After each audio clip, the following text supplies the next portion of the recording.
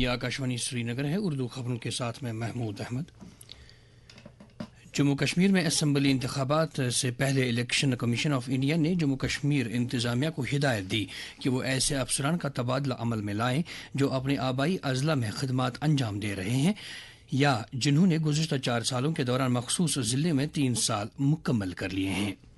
جموں کشمیر کے chief secretary اور chief electoral officer کو لکھے گئے خط میں پولنگ باڈی نے ہدایت دی کہ انتخابات سے براہ راست جڑے کسی بھی افسر کو موجودہ ضلع میں تعینات رہنے کی اجازت نہیں دی جائے گی اگر وہ اپنے آبائی ضلع میں تعینات ہے یا اگر اس نے پچھلے 4 سالوں کے دوران اس ضلع میں 3 سال مکمل کیے ہیں یا 30 ستمبر کو یا اس سے پہلے 3 سال مکمل کر رہے ہیں۔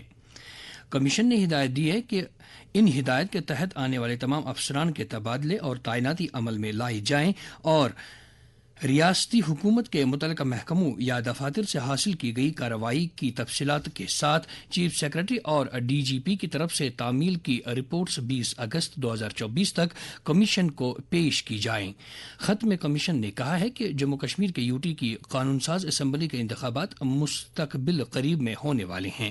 واضح رہے کہ 11 دسمبر 2023 کو سپریم کورٹ نے پول باڈی کو 30 ستمبر 2024 تک جموں کشمیر اسمبلی انتخابات کرانے کی ہدایت دی تھی۔ لیفٹیننٹ گورنر منوج سنہا نے سری نگر میں 15 روزہ سوچھتا پکواڑا دی سوچھتا سنگرام مہم کا آغاز کیا۔ اس موقع پر لیفٹیننٹ گورنر نے صفائی متروں کو مبارکباد پیش کی۔ ایل جی نے کہا کہ سوچھتا پکواڑا صرف ایک مہم نہیں ہے، یہ ایک ایسی تحریک ہے جو ایک صاف اور صحت مند بھارت کے جذبے کو مجسم کرتی ہے اور جو پوجیا باپو کے ویژن سے متاثر ہے۔ لیفٹیننٹ گورنر نے مشن کی کامیابی کے لیے پنچایت سیکرٹریوں اور گاؤں کی سطح کے کارکنوں کی صلاحیتوں میں اضافے اور آئی ای سی مہم پر زور دیا۔ انہوں نے کہا کہ اس سال دیہی علاقوں میں 1000 کمیونٹی سینیٹری کمپلیکس دیہی صفائی کے محکمے کی طرف سے تعمیر کیے جائیں گے۔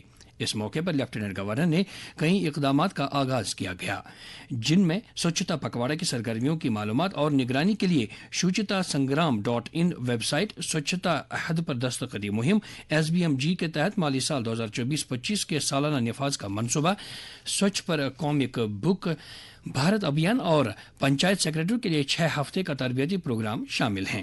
لیفٹیننٹ گورنر نے ایس بی ایم جی کے تحت مختلف پروجیکٹوں کا افتتاح بھی کیا اور سوچھتا پکواڑا کے تحت سوچھتا کاروان کو جھنڈی دکھا کر روانہ کیا۔ لیفٹیننٹ گورنر نے ایک پیڑ شہیدوں کے نام مہم کے تحت ایک پودا بھی لگایا۔ اس موقع پر ایل جی کے مشیر راجو رائے Bhatnagar, additional chief secretary Jal Shakti شالین کابرا اور دیگر افسران اور متعلقین موجود تھے۔ پرنسپل سیکرٹری محکمہ زرعی پیداوار شالیندر کمار نے کل زرعی کمپلیکس لال منڈی میں کشمیر اور جموں صوبوں کی کرشی ادیامیوں کے ساتھ ایک میٹنگ کی صدارت کی جس میں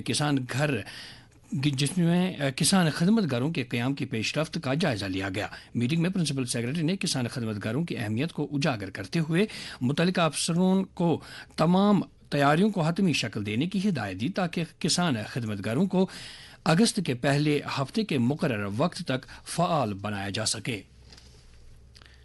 وزیر اعظم نریندر مودی آج نئی دلی میں ویتنام کے اپنے ہم منصب فام من چن کے ساتھ بات چیت کریں گے۔ دونوں رہنماؤں کے درمیان ہونے والی بات چیت کے بعد دونوں فریقین کے درمیان کئی معاہدوں پر دستخط ہونے کی توقع ہے۔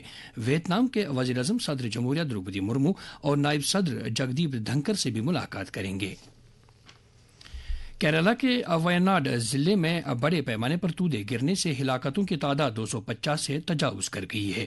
فوج نے کہا کہ اس نے کل وائناڈ میں 179 پھنسے ہوئے لوگوں کو نکالا اور لینڈ سلائیڈ سے متاثرہ علاقوں سے 4 لاشیں نکالیں۔